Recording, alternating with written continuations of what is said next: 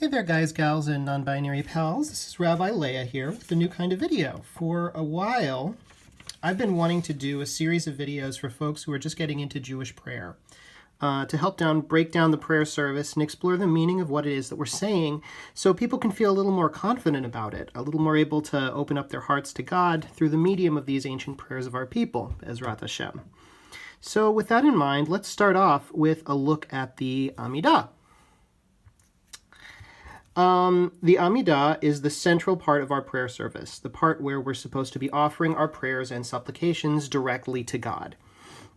It's called the Amidah because Amidah means standing, and it's traditional to be standing while we're saying these prayers as a gesture of respect. It's like we've been invited into the throne room of the palace, and we're standing there before the ruler and asking them to help us out. So we'll go more into the idea of God's sovereignty and what that might mean in another video.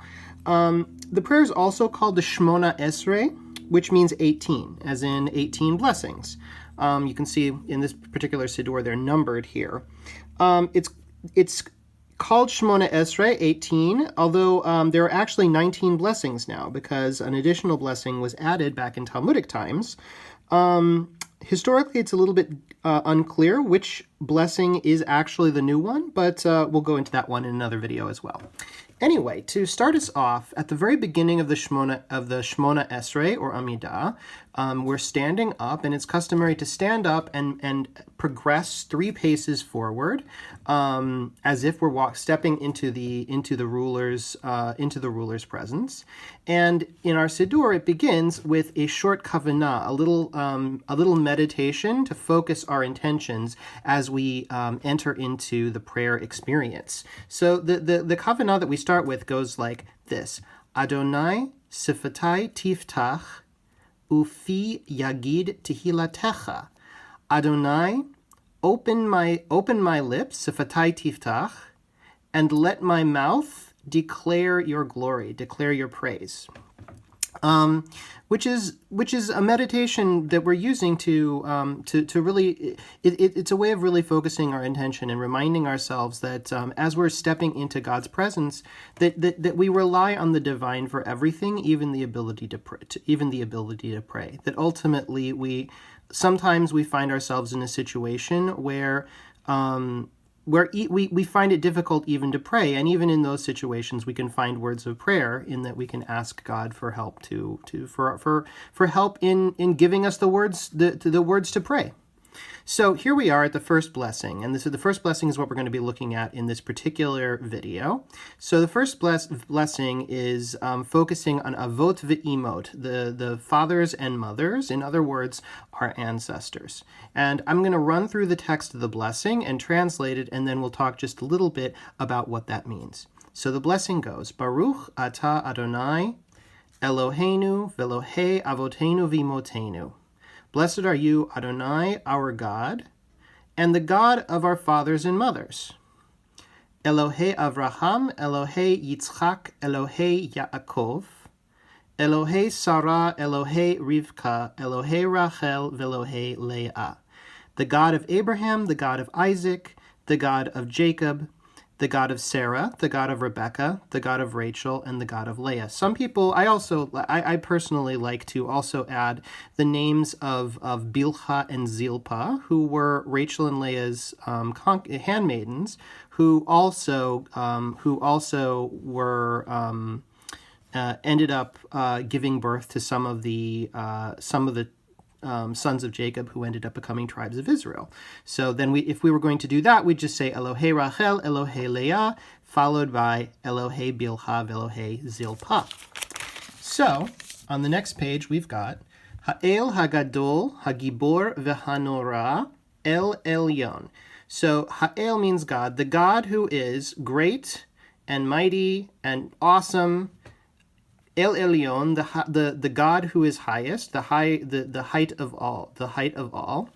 Gomel Chasadim Tovim, who bestows good, who does deeds of loving kindness. V'Koneh Hakol, and is the creator or owner of everything. V'Zocher Chasdei Avot ve'imot, and who remembers the loving kindness that our fathers and mothers did. umevi geula livnei v'neihem, and who brings redemption to the children of their children. In other words, God remembers the good deeds that our ancestors did and brings redemption to the children of their children. In other words, the later generations. Laman shemo be'ahava, for the sake of God's name, with love. This little chunk here is actually only read during the High Holy Days, during the Yamim Noraim, between Rosh Hashanah and Yom Kippur. I'll read it now, but normally when we're praying, we don't say it. We only say it during the High Holidays. It's Zochreinu l'chaim melech chafetz b'chaim v'chotvenu b'sefer ha'chaim lemancha Elohim chayim. Remember us for life. Remember us into life, ruler who desires life, and inscribe us in the book of life for the sake of you, living God. Okay? And then in any event, we finish up with Melech Ozer Umoshia Umagein, ruler who is a help and a savior and a shield, a defender. And then, as with every blessing in the Amidah and every blessing in Judaism, we finish up with this coding in the this coda in the blessing format. Baruch atah Adonai, Magen Avraham ve'ezrat Sarah. Blessed are you, Adonai, the defender of Abraham and the help of Sarah. So the really important theme of this particular prayer is Avot ve'imahot, is the mothers and the fathers and mothers. And the importance of ancestry, the importance of deriving our spiritual values from our relationship with our ancestors and with the lives that they lived in the past. There's this concept in rabbinic Judaism of zechut ha'avot, that's the merit of the ancestors. In other words, that even if we ourselves are not always so completely meritorious, even if we don't always have so many good deeds and so many acts of kindness to our name, nevertheless, we're sort of carried along or buoyed along by this, by the merit of our ancestors, by our parents and their grandparents and all the way back, who did good deeds and who acted for good in the world, and that creates a kind of pool of benefit, a pool of goodness that we can draw on and that we can draw on in our own lives, that supports us and buoys us and carries us forward in our efforts to be better people, even if we're not always living up to those ideals.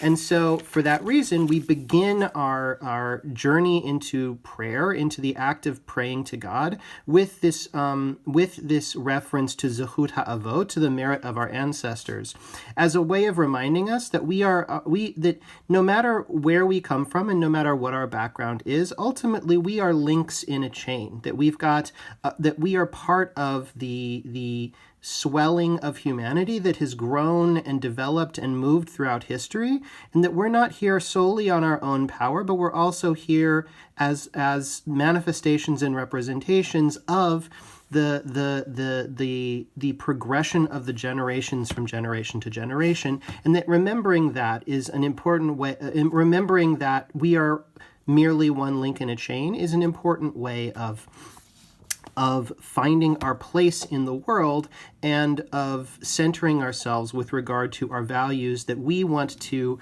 protect and transmit forward to our own children and our own students. Anyway, so that's our first blessing for the Amidah. There'll be, as I said, 18 more after that. So looking forward to seeing you next video for another blessing. Until then, take care. Bye-bye.